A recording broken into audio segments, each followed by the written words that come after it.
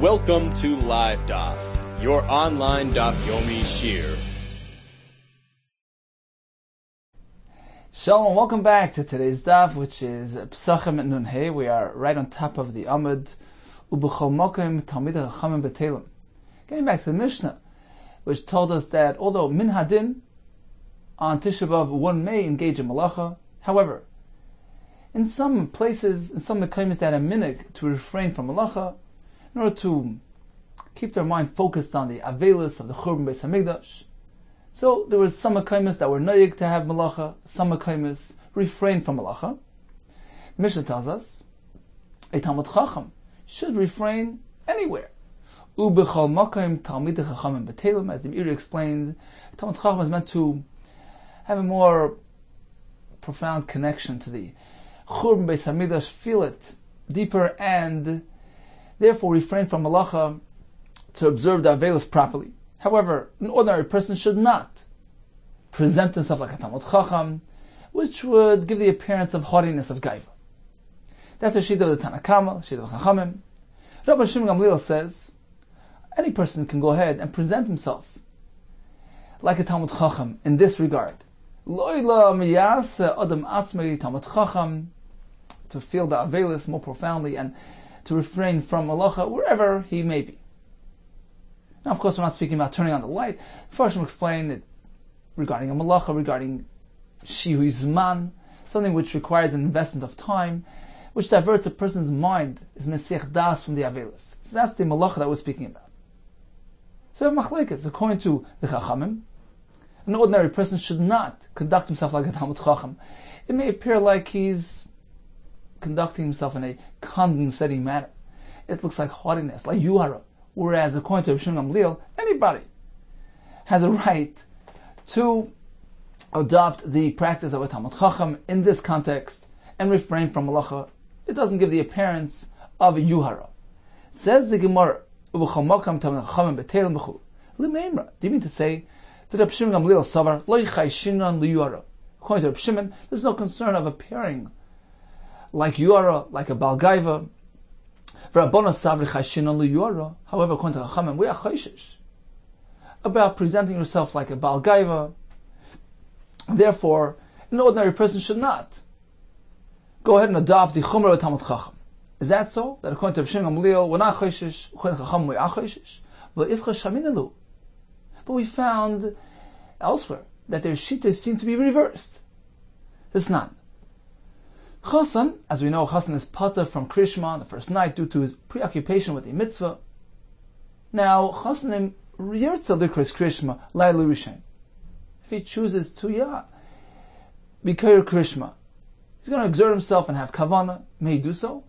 Kair, he can do so. Rabbi Shimon Omer, he says no. Rabbi Shimon Omer loy kol haroitza lito l'Hashem yital. It's not up to any person, unless a person is known to be an extra special tzaddik and a high madrega. Just an ordinary person is not meant to go ahead and live up to these higher standards, which may appear like a gaiva. So, not anybody who would like to apply the shem, the title of a tzaddik, of a yireichet, can do so. It appears like he's negating everybody else. Look, I can have kavanah even when I'm a chassan. You can't. Let's see Rashi here. So a couple lines up, beginning with the words Lita Leis Hashem. Not everybody can be Noitel Hashem. Says Rashi, Kessler, precious, Viraschet, the crown of precious, Viraschet, high madregas. She'edi yochel levatel menu, machol shemaim, afil achas. This fellow is basically projecting that he cannot do without Kabbalah's Ol Machol Shemaim, even for one moment. I can't follow the P'tur, I must have Krishma. Not everybody wants to apply this status to himself, can do so. Why? What's wrong? The Mersa Kiyura. It looks like he's conducting himself with gava, with haughtiness, and negating everybody else. We protest, we don't allow it. So we have a steer, because by us, when it comes to Melach and Tisha B'Av, Rabbi Shimon is not concerned about Yuhara. The Rabbanan are. When it comes to Krishma, it's just the opposite. Rabbi Shimon is concerned, the Rabbanan are not. Indeed, the shitas were reversed. Somewhere, either here or there, we meant to go ahead and reverse the shitas back so that they correspond with each other. You don't have to go switch anything around. Everything works just fine. Why? These are two different contexts. The Rabbanan like kasha. There's no kasha between one Rabbanan and the other Rabbanan. Why? Even the kuli alma of the malach. Since when it comes to Tisha B'Av, right over here in our Mishnah, everybody's doing malach. And he is dissenting. He's not conforming to social norms. Then it appears like gaiva because he's deviating. Aval Hasam, when it comes to Krishma, he's just following, towing the line. Given the kuli alma kari, since everybody else is reading Krishma, v'yunami kari, and he's going along with it. So he's following the norm. It doesn't appear like gaiva. So the point is, are you deviating or going along with the crowd? What about the other stira? The Rav Shimon Gamliel, the Rav Shimon Gamliel like kasha. The two Rav Shimon Gamliels aren't either a kasha. Why? Hasam hu debayin kavan. Over there when it comes to Krishma, which requires kavana. Banan Sadi, we know for a fact the loy matze kavuni daite, that a chassan doesn't have the ability to properly concentrate. Mechsa kiyura, if he insists on exerting himself, it looks like gaiva. Aval loy mechsa kiyura. But when it comes to Tisha B'Av, just because he's refraining from malacha, it doesn't appear like yuhara. You know why? He's just being passive. And therefore, Amri, the observer, will say, malacha, he the lesle. He doesn't have anything to do. He's not actively negating social norms. Look, pok chazir, go out and take a look. Kama batlani, ikabeshuka. How many idle people are sitting out in the street, sitting on their hands, not doing anything? So just refraining from malacha doesn't give any appearance, doesn't project haughtiness. Perhaps he's idle because there's nothing to do. Okay, so let's recap. We had a stira. When it comes to malacha and Tisha B'Av, the Chacham were concerned about condensation, of looking like yuara. When it comes to Krishma, they allow any person to adapt the Chumrah. When it comes to Shingam Gamliel, we find just the opposite. Over here, he's not concerned with yuara. Anybody can live up to the standard of Talmud Chacham and be bottled from malacha. When it comes to Krishma, we don't allow it. So, according to Rabbi Yehuda, we need to switch back the shitas to make them compatible. According to the second teretz, no. According to the Rabban, there's no kasha because as long as you're following social norms, you're okay. When it comes to Krishma, you're just following along with the crowd. Everybody's reading, you're also reading. When it comes to Tisha B'Av, you're deviating, so you don't allow it. According to Shingam Gamliel, there's no kasha because when it comes to Krishma, it appears like yuhara. What are you doing saying Krishma? You have the ability to mechaven more than your standard typical chassan. That looks like gaiva.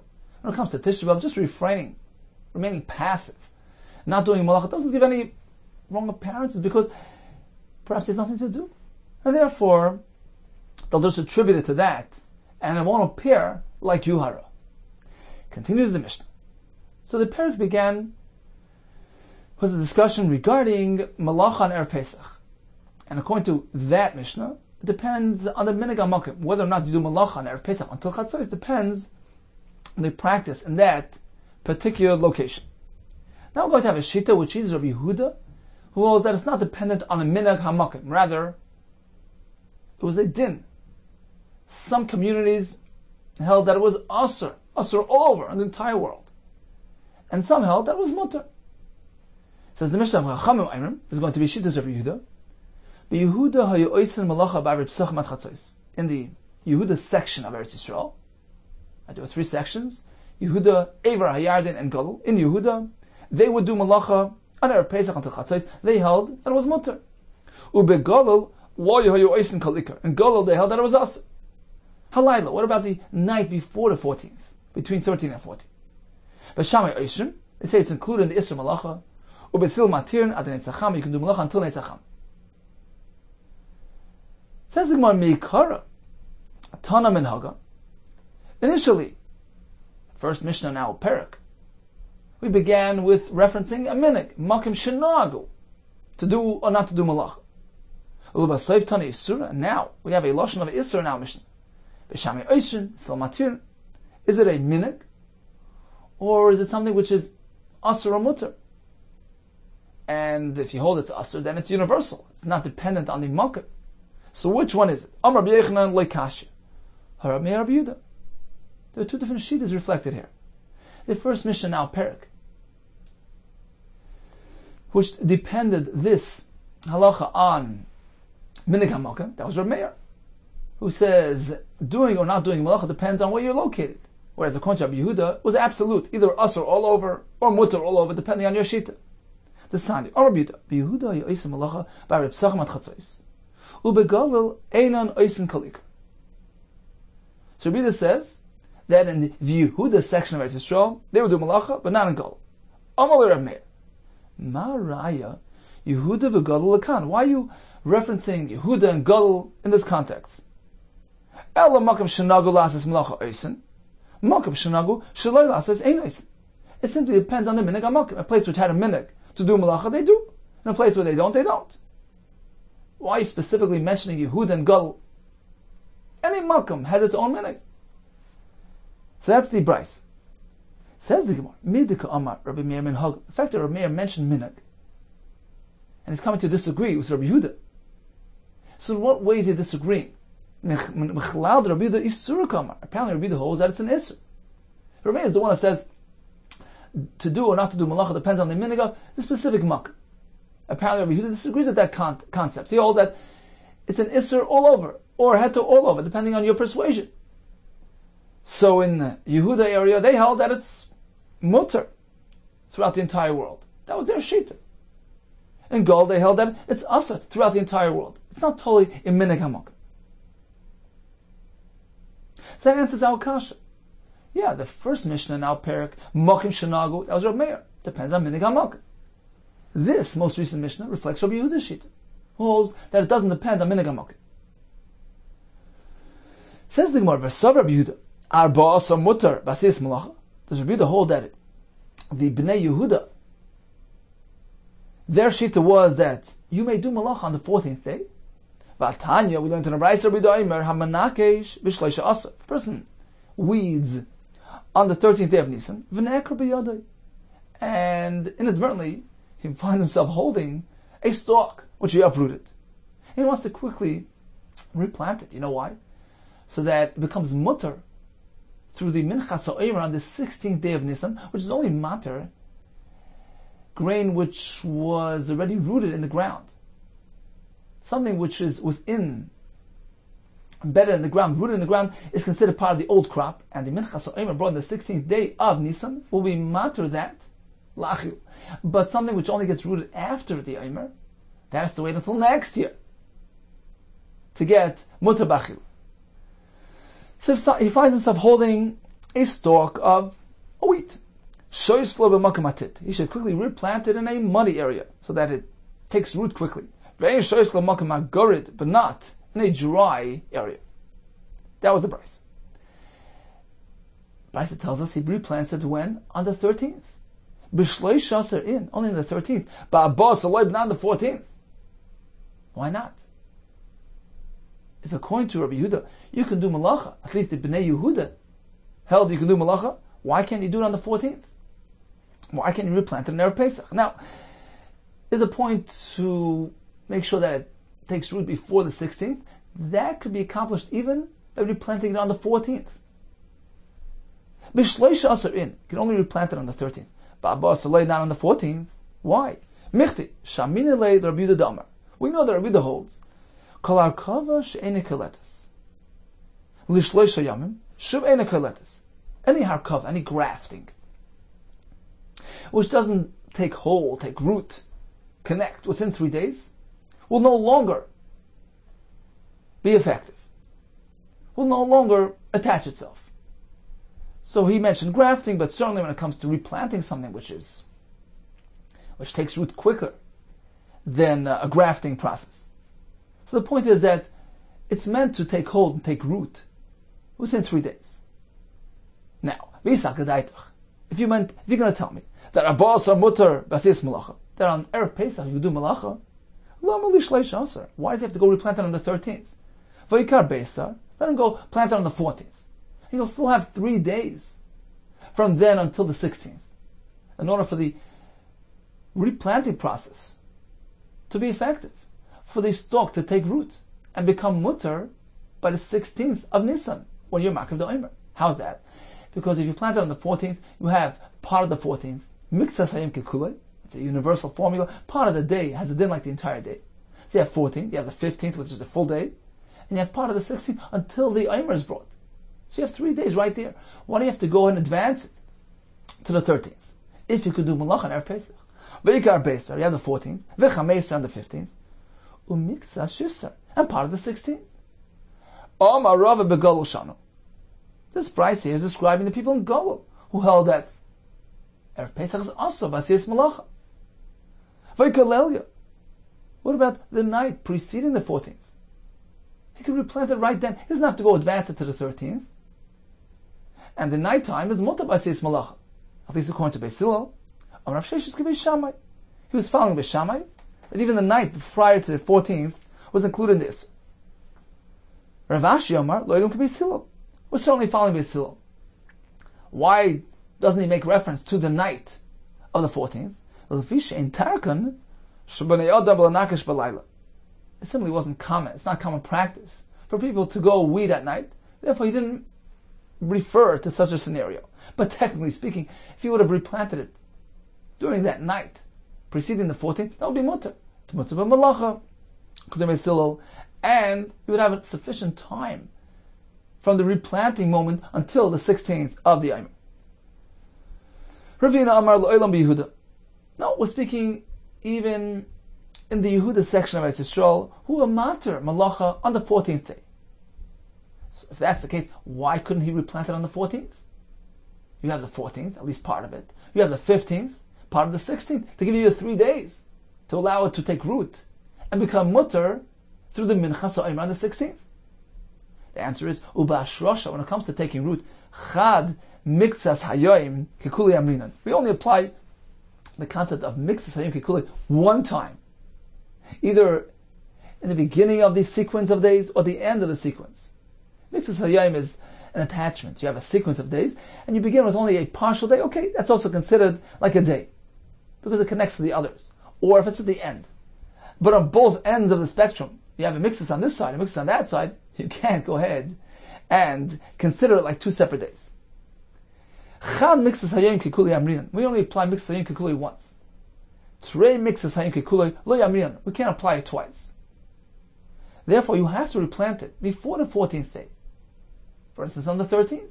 This way you have the entire 14th, entire 15th, and the 16th is a mixus hayom. So since it's at the end, it's the culmination of that sequence, you apply miktsas hayom kekuloi, even part of the day. It's considered like the entire day, because it's attached to the other days. But, had he have planted it on the 14th day of Nisan, then he would not have had 3 days. Because then you have to apply miktsas hayom on both sides. The 14th is only a partial day, the 15th is a full day, and the 16th is only a mixus hayom. So it's a mixus on both sides. That you can't say. So it wasn't a malacha concern. Rather, it was a minchas ha'omer concern. You need to have 3 days, and that's why he needed to replant it on the 13th. Okay, so let's sum it up. We had a Mishnah which indicated that the malacha, Isser malacha on Erev Pesach, is an Isser, not just a minhag. The Gemara says it reflects Shittas of Yehuda, who held that in the Golil area of Eretz Yisrael, they held that it was an Isser throughout the world. Whereas in Yehuda, they held that it was Mutter throughout the world. The first Mishnah, Mokim Shanagu, which indicates that doing or not doing Malach on Erev Pesach depends on meaning on Mokim, is actually Shittas Rab Meir, who says depends on your location.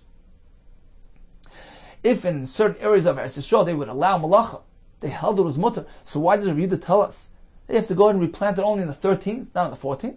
One gave us 4 answers. Either we're speaking in Gadol, where they held that it was Asur to do Malach on Erev Pesach, or as far as the nighttime, the Gemara says we're following Beis Shammai, that it's Asur even at night, or following Beis Hillel, that it's Mutter at night, but it's not the derech to do farming at night. And finally Ravina, although we're dealing in Yehuda where it's Mutter to do Malach on Erev Pesach, but you would not have a total of 3 days before the Omer, therefore you have to advance it to the 13th. Continues the Mishnah. So you know that according to Rav Meir, depends on Minig HaMoka. The Gemara will give us some exceptions. The Mishnah will list us some things which are yotzim and aklal, which are mutter, even in a place where they would refrain from malacha on Erev Pesach. We have some exceptions to the rules. Rabbi Meir Omer kol malacha shehischel ba kodim l'arba asar. Any malacha which has already begun, which he began engaging with before Erev Pesach, goimra barba asar. He can complete it on 14th. Since he's only completing it, it's not considered significant enough a masa malacha, and it's mutter. Aval la yaschel ba batchila barba asar, but he shouldn't initiate a new malacha on the 14th. Aval b'shi yochel legoimer, even though it's a short easy malacha that he can complete, finish on that day, it's still considered a malacha, and he must not engage in it. They're going to give us a list of 3 professionals who can go ahead and engage in their malacha on Erev Pesach, and this again is regardless of your location. And it's l'tzorech hamoed. It's being done for the sake, for the benefit of Yom Tov. Gimel umniyos oisin malacha ba'arei Pesachim at chatzos. 3 professionals can engage in their profession on Erev Pesach until chatzos if they're doing it l'tzorech of Yom Tov. Ve'elohein hachayatim, tailors, v'saparin, barbers, v'akoifsin, laundromats. Rabbi Yehuda Kessler afratz onen, shoemakers as well. They can go ahead and produce shoes on Erev Pesach. The Gemara will explain the reason for this. So getting back to the beginning of the Mishnah, Rameir says you can complete a malacha on Erev Pesach regardless of your location. We're going to have 3 ways to understand Rameir. Iboilu. So they asked as follows: what does Rameir mean? L'tzorech hamoed tnan. He only allows completing a malacha if it's being done for the sake of Yom Tov. So you need to have 2 factors in favor. It's l'tzorech hamoed, number 1, and number 2, he's only completing a malacha. So since he's only completing, it's for Yom Tov, that's okay. Aval sheloi l'tzorech hamoed, but if it's not for the sake of Yom Tov, afilu migmar nami loy, you can't even complete. 1 factor is not enough. You need to have 2 factors, l'tzorech hamoed and gemar. That's one way to look at it. Oidilma, or perhaps either factor is enough. Either l'tzorech hamoed, in that case, even initiating a malacha is mutter, or if you're completing a malacha, regardless of what it is and what the purpose is, it's mutter. So either or. Oidilma, or perhaps 1 factor is enough. Shaloi l'tzorech hamoed tznan. When the Mishnah says you can complete a malacha, that's even if it's not for the sake of Yom Tov. He's only completing a malacha. Aval l'tzorech, but if it would be for the sake of Yom Tov, aschulim aschilinan, you can even initiate a malacha. Because if it's a Yom Tov, you have that factor in your favor. So according to the first approach, we need 2 factors in favor. L'tzorech and gemar. According to the second approach, 1 or the other. Either l'tzorech Yom Tov or gemar. Or the third approach is that the sole criterion is gemar. Whether or not it's l'tzorech Yom Tov. Or dilma bein l'tzorech hamoed, bein shlo l'tzorech, migmar in, you can complete a malacha, as chuli loy but not initiate. So which one is it? Tashma. Aval l'yascha batchil ba'arbasa. The Brisa says, you can't go ahead and initiate a malacha, a new malacha on the 14th day. I feel it's siltzil cotton, even if you're only producing a small size belt. I feel svachak tana, a small head covering. Now what's the chiddush of these items? My afilu. Lav. Doesn't the Brisa mean to say, afilu hani, even these, till l'tzorech hamoed, which are being produced for the sake of Yom Tov. Migmarin aschuli loy. You can only complete once you've begun, but you can't initiate it. So apparently, you need to have both factors in your favor. L'tzorech and gemar. Mechlal de shaloi l'tzorech. Apparently, if it's not l'tzorech, migmar nami lo gamrim, you can't even complete a malach. You need to have 2 factors in favor. This is more loy, not necessarily. Lo'ilam de shaloi l'tzorech. Perhaps even if it's not l'tzorech Yom Tov, migmar nami gamrinan, you can complete. Because 1 factor is enough. If you're completing, it's mutter. As Taisus points out, if it's l'tzorech hamoed, you can even initiate. So either factor is enough. Perhaps. Umay afilu. So what's the chiddush of these 2 items? Afilu hani nami. Perhaps even these 2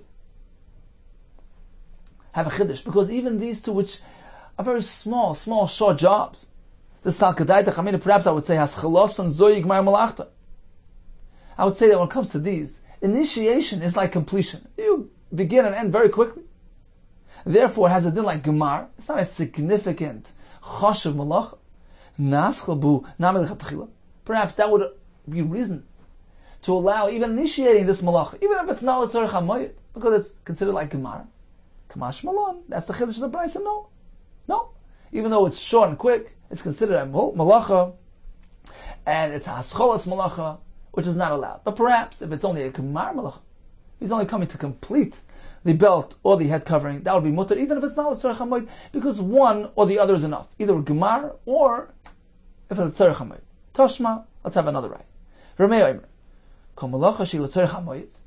Whenever he's engaged in a malacha for the sake of Yom Tov, goimram barba aser. He can go ahead and complete that malacha, even if he happens to find himself in a location where there are noyig not to do malacha, but to complete, that's okay. A masai bezman sheyischal ba koydem ba aser. When is this applied? Only when he began engaging this malacha before Erev Pesach. But otherwise, you can't go ahead and initiate a new malacha on the Erev Pesach, afilu tziltzil katan, afilu svachak tana. Even a small belt or a small head covering. Now, the Brisa clearly told us that you can only complete a malacha, which was a tzarech hamayit. Right? We began with Rabbi Omer, kol malacha shi l'tzarech hamayit goimra. So you need two factors in your favor. A, l'tzarech hamayit, and B, gemar. It says, well, l'tzarech hamayit in. Shaloi l'tzarech hamayit lai. Apparently, only if it's a tzarech hamayit and it's a gemar, but otherwise not. So you need two factors in your favor. It says gemar, not necessarily. Huadin, perhaps the same halach would apply. Even if it's shaloi l'tzarech, you can complete. Because completion, that's the overriding criterion. That's mutter, even if it's not l'tzarech hamayit. If that's the case, why was the Brisa referencing tzarech hamayit if it's not a necessary factor? V'kamashmon, the Brisa is teaching us a chiddush.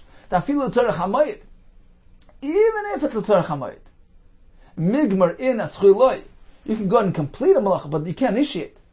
So the chiddush here is that you can't go ahead and initiate a malacha even if it's tzarech hamayit. Gemar is mutter, whether it's for Yom Tov or not for Yom Tov. That's the one overriding factor here. Gemar, whether it's a tzarech or not a tzarech. And the chiddush is, even if it's a tzarech, you can't go ahead and be maschel malach. Tashma, let's have another right. Rabbi Meir Omer, kol malacha shehi l'tzarech hamayit goimra barba asar. See here, he says clearly that only a malacha which is l'tzarech hamayit can be completed on the 14th day. V'she'ena l'tzarech hamayit, but if it's not l'tzarech hamayit, asar, then he can't even complete that malacha. So we need two factors in favor: l'tzarech hamayit and gemar. However, in a place where they were noyed to do malacha, then of course you can do it. You can complete a malacha even if it's not l'tzarech hamayit. That's the Brisa. Says the Gemara, let's make a deal.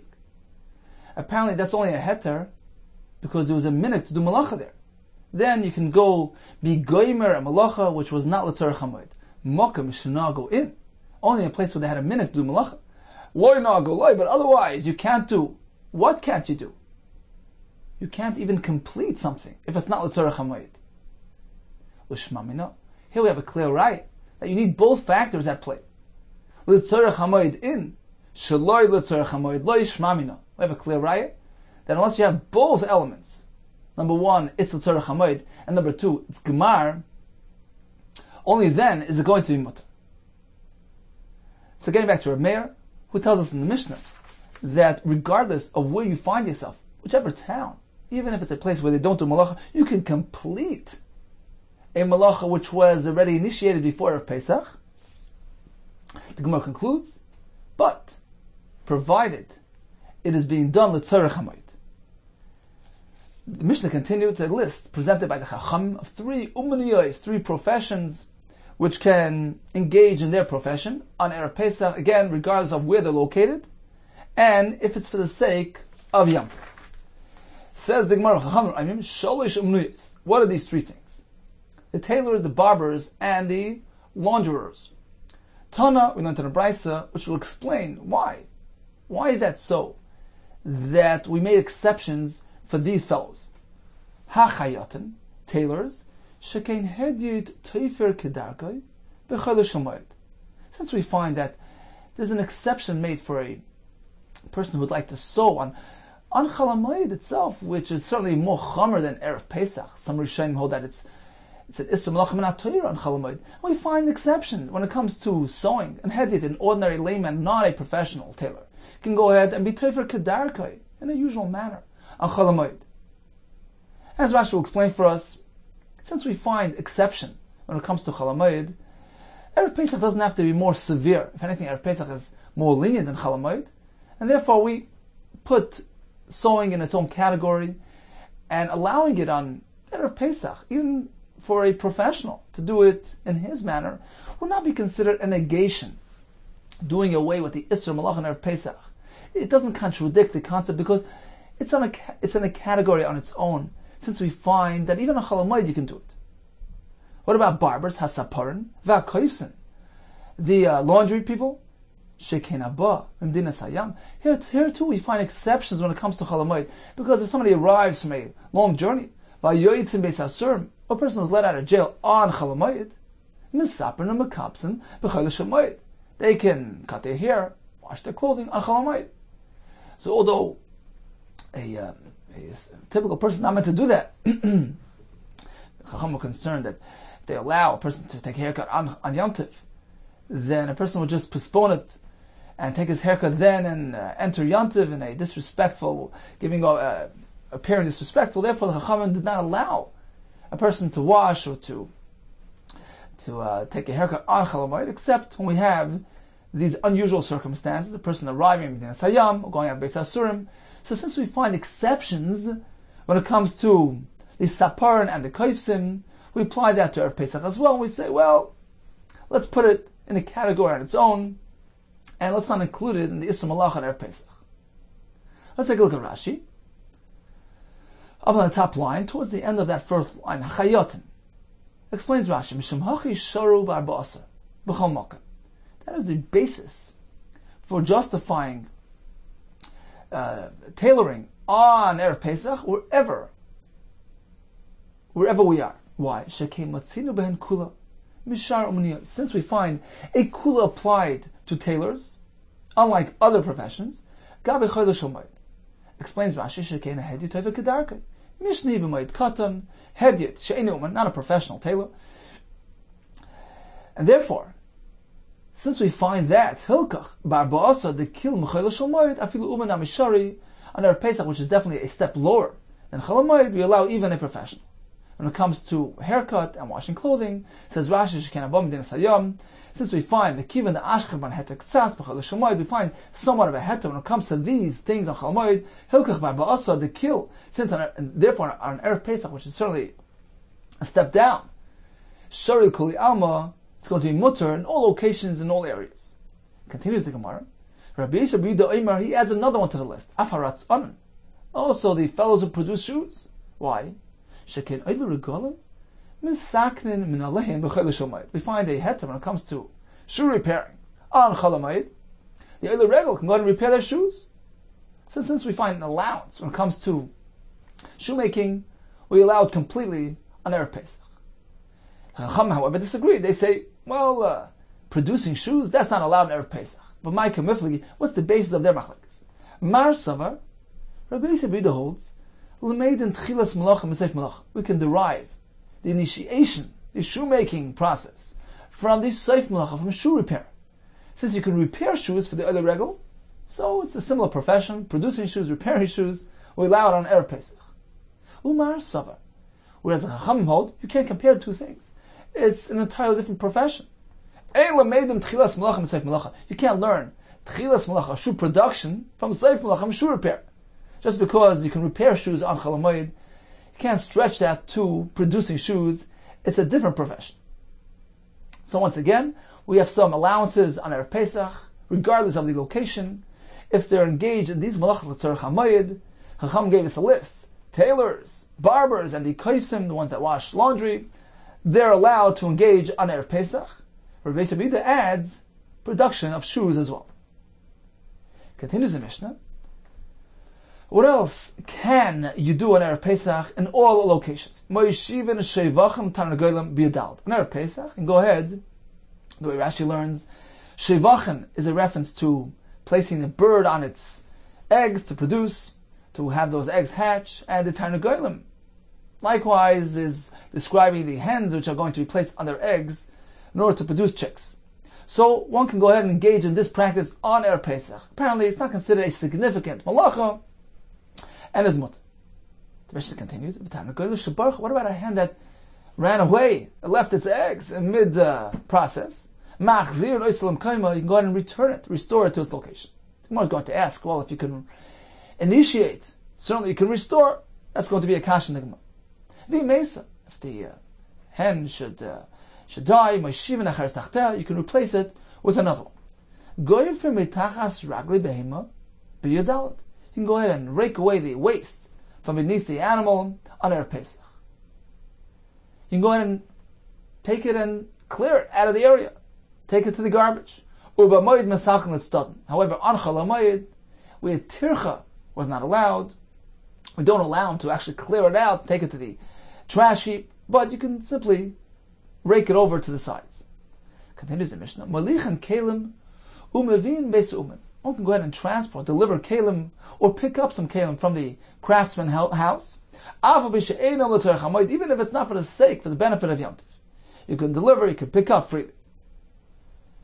Getting back to the beginning of the Mishnah, you can go ahead and place the chicken on the eggs, and should it walk off, you can go put him back in his place. Hashta suvi my svinon, says the Gemara. If you can go ahead and initiate it, if you can go sit him down on his eggs, certainly if she should walk away, do you need to tell me? You can go and restore her, put her back on the eggs, which is definitely it's definitely less of a job and less tircha, and perhaps even involves hefsed, because if you're not going to do it, your eggs will go bad. So what's the point of the Mishnah mentioning both cases?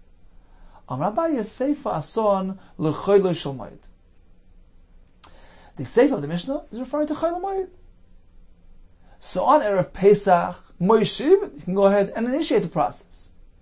It's not considered a full-fledged malacha, and it's mutter on Erev Pesach. On Chol HaMoed, where you're not meant to exert yourself, involve yourself in tircha. So initiating the process, that's not allowed. But if the hen happened to be sitting on his eggs, and she ran off, you can go ahead and restore it. As Rashi explains, because even on Chol HaMoed, you can do a malacha, you can do a tircha l'tzorech davar of it, to avoid financial loss. And here, there's a davar of it. You're going to lose your eggs. Amar Afuna. This allowance on Chol HaMoed to be machzer, the tarnagolos to the beitzim, is only if two conditions are met. Lo yishanu, this is only said, elo toishloisha lemerda, when it's still within 3 days of the hen's escape. Murder, it's rebellion. So, it hadn't left. There were no 3 days that passed since it's got up from her eggs. Why? Because it's still within 3 days, its warmth is still present in the eggs. Leiparach tzimra is its warmth. Leiparach has not yet left minah from the eggs. In which case, it's relatively easy to go restore things, put the hen back on her eggs. That's number one, within 3 days of having left them. Number two, va'acha shloisha li shivasa. 3 days had already passed from when it began sitting on those eggs. Meaning, the tarnagolos already sat on the eggs for 3 days. The pastala be'legamri. Because at that point, once you have 3 days of sitting, the egg is no longer edible. And if you won't restore things, you lose your eggs. So we have two conditions that need to be met. Number one, it must be relatively easy to restore the tarnagolos, but it's still warm. It's still within 3 days of the tarnagolos having left those eggs. That's number one. And then number two, it has to entail a hefset, financial loss here. Meaning, Only if the egg has already been sat on for 3 days, in which case it's no longer edible, then we allow you to engage in this process on Chol Hamoed. So again, the Tarnagolis sat for 3 days, rendering the egg inedible, or slightly inedible. It's only roy for people that are not finicky, but it lost its quality. It's within 3 days. Sorry, if it's already 3 days, then it's completely inedible. If it's within 3 days, then it's partially edible, and it wouldn't justify the tirche. So again, it already sat for 3 days, so it's completely inedible. That's number one. And number two, it hadn't picked itself up 3 or more days ago, meaning it's still within 3 days of having left those eggs, in which case it still have their warmth, and it's easy to restore the Tarnagolis. Avo, continues the Gemara, if 3 days have already passed since the Tarnagolis left the eggs, the parachlat simramina, in which case its warmth has already dissipated, and now it's difficult to restore the Tarnagolis to the eggs.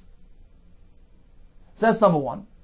Or if it's within 3 days of having sat, meaning it hadn't sat for 3 days, in which case the eggs have not yet become completely inedible, somewhat inedible, but technically still roy lachila, in which case, not so terrible. If the Tarnagolis is not placed back on the eggs, loy madrinan, you can't go ahead, it doesn't justify the tircha of putting Tarnagolis back on the eggs. According to Rav Huna, 2 conditions have to be met. Number one, it's easy to replace. It's within 3 days of having left those eggs, in which case it's still warm. And number two, she already sat on them for 3 days, in which case they're completely inedible, and just leaving them as is will result in a hefset, because there's nothing you can do with those eggs. Rav Ambi Amar, he says no. He says like this: if you have the first condition met, if it's still within 3 days of having left those eggs, in which case it's still warm enough to restore the Tarnagolis easily, once you meet that condition, then you don't need to have the second condition. Even if the Tarnagolis had not sat on them for 3 days, in which case they're still somewhat edible, it's still mutter. You can restore the Tarnagolis to the eggs. Why? Because although they're still somewhat edible, but they lost their quality. Only a person who's not very particular will go and eat it. So since it lost its value, you're going to have some sort of slight hefset here. Therefore, we allow you to restore the Tarnagolis in order to produce your chicks. But my kamiflagi, so what's the machlekes between Rav Ami, who allows, and Rav Huna, who does not allow? Mar Sovar left said Meruba Chashashu. Rav Huna says the Chacham was concerned about a significant loss. Left said more the Chashashu, but not a slight, insignificant loss. And therefore, he says like this: if the eggs have been sat on for 3 days, in which case they're completely inedible, yeah, that justifies the tircha, because that's the hefset Meruba. You're going to lose your egg. But if it's within 3 days, then it's still somewhat edible, although it lost its value. But it's still somewhat edible. It's only hefset mu'at. If you don't restore that time, you can still sell it for a lower price. That's only hefset mu'at, and therefore Chacham does not allow the tircha to be done. Omar Sava, whereas Rav Ami holds, hefset mu'at nami chashu, Chacham was concerned even about a small, insignificant loss, and therefore he says, even if the egg only sat for a day or two, in which case the Tarnagolis sat for a day or two, in which case the egg is still somewhat edible, we still allow you to restore the Tarnagolis to produce your chicks, because at that point the egg is not really so edible, you have to sell it at a loss, and therefore even a hefset mu'at justifies a tircha. Okay, so the Mishnah told us you can go ahead and initiate and restore. Gemara says, well, if you can initiate, you can place the Tarnagolis on the eggs, certainly you can restore it. Gemara says, initiation is in reference to the Erev Pesach. Machzir Tarnagolis is in reference to Chol Hamoed, where you can't go ahead and place it. You can't initiate it. But if it left its eggs, you go restore it back to its place. And we have 2 shittos. According to Rav Huna, only a hefset meruba justifies a tircha on Chol Hamoed. According to Rav Ami, even a hefset mu'at. Continues the Gemara. Go from mitachas. Mishnah tells us, you go ahead and drag away the waste from beneath the animals. If you have the animal waste sitting in the chatzar, you can go ahead and rake it to the sides, but you can't go ahead and actually clear your chatzar and take that stuff out to the garbage. If you If you have zevel in the barn or in the chutzner, you can actually transport it out to the ashpa. Hogo vakasha. You have a steer within this brisa. First you say amris zevel shel b'chutzner mesalkin let's start. You can go and rake it to the sides of the chutzner. Then the brisa says sheberefes v'shebechatzer. If you have zevel in the refes in the barn or in the chutzner, once again we're speaking about the same chutzner. You'll clear it out, take it to the ashpa. So which one is it? The answer is, depends what we're speaking about. Kam biyudalit. When the Brisa says that you can go take the zevel out of the chutzner all the way to the ashpa, it's a reference to Erev Pesach. A tircha is mutter. Kam b'chol shel moed. When the Brisa says you can only be masalik the zevel to the tzaddim, but you can't actually transport it out of the chutzner, it's a reference to chol hamoed. We were concerned about tircha. Rava Amar, hava b'chol shel moed. Both portions of the Brisa are referring to chol hamoed. V'chik this is what the Brisa means to say. Initially, you have to clear it to the sides. Masalik tzaddim. But let's say you become so overloaded with zevel. Im nasa chatzah kerefes. If the chatzah now turns into a barn, you're full of zevel. There's nowhere to turn. And then matzina slash, but you can't just push it aside. There's nowhere to push it. So you go and you take the zevel out to the ashpa. So according to Abai, we have a kula once again that Erev Pesach has over Chol Hamoed. You can go clear the ashpa out to the zevel out to the ashpa. Something that you cannot do generally on Chol Hamoed. Now the Gemara will give us another kula that applies to Erev Pesach in contrast with Chol Shel Moed. The Mishnah said, "Malich kelim umavin beis uman." You can go deliver and pick up kelim from the beis uman, the home of the craftsman. Amar Papa, Badiklon Rab. Rabbi challenged us. He asked us a kasha. Tanan, we learned in our Mishnah. Malichin umavin kelim and beis uman. You can go bring, you can take kelim from the beis uman. Afalpi she'enu tzarech hamoed, even if it's not needed for the sake of Yom Tov. That's our Mishnah. V'raminu, we have a brisa which indicates otherwise. Ein mavin kelim beis uman. You can't go ahead and just pick up kelim from the beis uman if it's not l'tzarech hamoed. V'im chayshish len shema yiganbu. If he's concerned about the safety and security of his kli sitting in the repairman's shop there, he's afraid it might get stolen over Yom Tov. Mefan on l'chatzer acheres. He still shouldn't bring it home. There's tircha involved. Clear it out to the chatzer next door. Take it out of the repair shop and put it in a bayis in a chatzer next door. In any case, we see we can't just freely deliver and pick up stuff from a beis uman. Contrast to our Mishnah that allows. Umishaninan. This is Rav Papa speaking. That Rava challenged us, and we answered. Like Kasha, the answer is like this: Kan ba'ad ba'asar. Our Mishnah, which allows free delivery and pickup, is speaking about Erev Pesach. Kan b'chol shel moed. The brisa which restricts is a reference to Chol Hamoed. V'boisem and Alapshat, Haba b'chol shel moed. Both the Mishnah and the brisa are speaking about the same Chol shel moed. V'lei kasha, the answer is Kan b'ma'minai. When the brisa says, leave your kli there, we're speaking that he trusts the uman. He's not going to go sell his item. So you have to leave it there. Kan b'she'enim ma'minai. The Mishnah which allows is speaking where he doesn't trust him. He figures if he leaves it there too long, he might just go sell it. Therefore, he's allowed to pick up his item, even if he doesn't need it. As we learned in the brisa, that maminoi and enim maminoi certainly is a very important role, plays an important role, and is a factor in allowing delivering and picking up items. Mevin kelim beis uman. You can go and pick up the kli from the beis uman. Kigoin hakad beis hakador. For instance, a pitcher from the pitcher factory, the bias of the fellow who makes the pitchers, va'kois, or a glass in Beis Zagag, the home of the glassmaker, aval loit semer Beis Hatzaba, but you can't pick up wool from the home of the fellow who dyes it, because you can only do something l'tzarech hamoed. You can pick up your pitcher, your glass, but not wool, which is not l'tzarech hamoed. V'loit kelim Beis Uman, and likewise, you can't pick up a kli from the Beis Uman if it's not l'tzarech hamoed. Let's say the craftsman has nothing to eat for Yom Tov. So you can go pay him. Nicely, schar, you can pay him his wages. But you have to leave the kli by him. Now comes the punchline. If he doesn't trust him, then he can go take it out of his possession.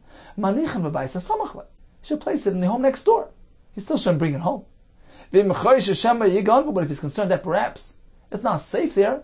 It might get stolen. You should bring it quietly. You should bring it home quietly. So here we see that when there's a lack of trust here, that allows picking up something from the Beis Uman, even if it's not a Tzorech HaMoed. And that explains our Mishnah as well, which is speaking in such a case where he doesn't trust him, therefore he's allowed to bring. Now, we have two kashas. We had a kasha because in our Mishnah we're allowed to go out and pick up any item. So we said, fine. We're speaking that he doesn't trust the craftsman. That explains picking up. What about the fact that our Mishnah allows delivering any item? Tiratz to Mavin, you've answered the kasha regarding picking up the item. Moilich and kasha. What about the kasha regarding delivering? Our Mishnah allows delivering something to the Beis Uman on Chol HaMoed. We're assuming that's what we're speaking about, Chol HaMoed. Even if it's not Tzorech HaMoed, whereas the Brisa says, you can't pick anything up. Diktani ein Mavin. You can't pick anything up if it's not Tzorech HaMoed. The Kol Shkein the Molich, and certainly you can't deliver. You can't pick up, and certainly you can't initiate by delivering something to him unnecessarily. So how are you going to answer that kasha? The Brisa doesn't allow. No, Mishnah allows, and trust doesn't really play a role here. Why would that allow bringing something to the Beis Uman? Ela Machavarta. Apparently, the correct approach is Kiddush Hanina Meikar. The way we reconciled earlier, that it depends what we're speaking about. Our Mishnah is Erev Pesach, in which case you're free to deliver, to pick up at will. Whereas the Brisa, which restricts and limits, is speaking about Chol HaMoed. We're concerned about Tircha, and therefore you can't just deliver, you can't just pick up unnecessarily. Only if it's Tzorech HaMoed, or as the Brisa explained, if he doesn't trust him, or in a case where it's not safe and secure. But otherwise, there's no justification for Tircha, unnecessary Tircha, on Chol HaMoed. So going back to the Mishnah and the Gemara here, we seem to have three discrepancies between Erev Pesach, which is more kal, more lenient than Chol HaMoed. One regarding placement of the tarnagol on the eggs, which can be initiated on Erev Pesach but not Chol HaMoed. One regarding clearing the zevel out of the chutzner into the ashpa. And finally regarding delivering and picking up items from the craftsman's home, from the factory, which is freely allowed on Erev Pesach, but not on Chol HaMoed. Let's make a quick chazar of today's daf.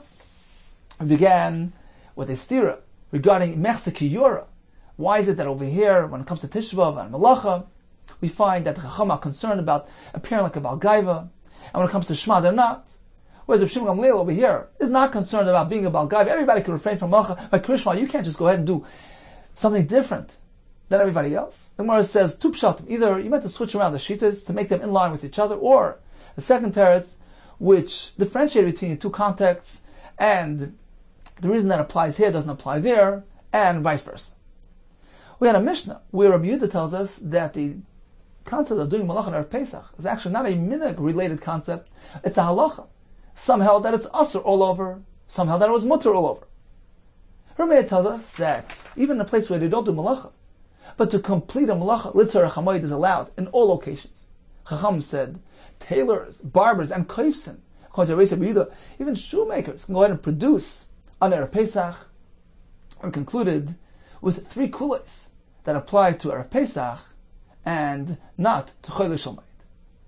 Take care and atzlacha